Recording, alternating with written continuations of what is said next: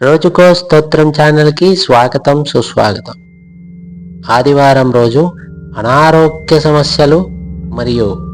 నవగ్రహ దోషాలు తొలగిపోవాలంటే ఆదివారం ఉదయాన్నే నిద్రలేచి సూర్యుడికి అరిగాన్నిస్తూ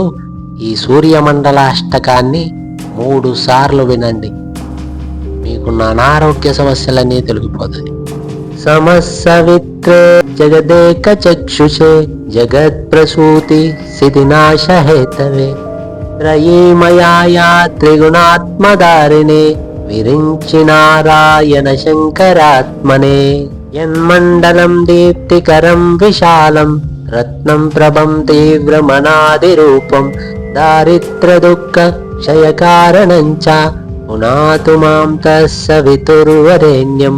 యన్మండలం దేవగణైః సుపూజితం విప్రైస్తుతం భావనముక్తికోవిదం తం దేవదేవం ప్రణమామి సూర్యం పునాతు మాం తస్సవితుర్వరేణ్యం యన్మండలం జ్ఞానగణత్వగమ్యం త్రైలోక్యపూజ్యం త్రిగుణాత్మరూపం సమస్తతేజోమయ దివ్యరూపం పునాతు మాం తస్సవితుర్వరేణ్యం యన్మండలం గూఢమతి ప్రబోధం ధర్మస్య వృద్ధిం కురుతే జనానాం యస్సర్వపాపక్షయకారణం చ పునాతు మాం తస్సవితుర్వరేణ్యం యన్మండలం వ్యాధి వినాశదక్షం యదృగ్యజుస్సామామ సుసంప్రగీతం ప్రకాశితం యేన చ భూర్భువస్వ పునాతు మాం తస్సవితుర్వరేణ్యం యన్మండలం వేదవిదో వదంతి గాయంతి యచ్చారణ సిద్ధసంగః యద్యోగినో యోగజుషాంచ సంగః పునాతు మాం తస్సవితుర్వరేణ్యం యన్మండలం సర్వజనేషు పూజితం జ్యోతిశ్చ కుర్యాదిహమాత్యలోకే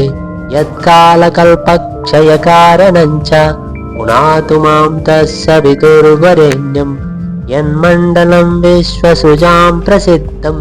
ఉత్పత్తిరక్షా ప్రళయ ప్రగల్భం యస్మిన్ జగత్సంహరతే కిలం చ పునాతు మాం తస్సవితుర్వరేణ్యం యన్మండలం సర్వగతశ్చ విష్ణు ఆత్మా పరంధామ విశోద్ధతత్వం సూక్ష్మాంతరైర్యోగపతానుగమ్యం పునాతు మాం తస్సవితుర్వరేణ్యం.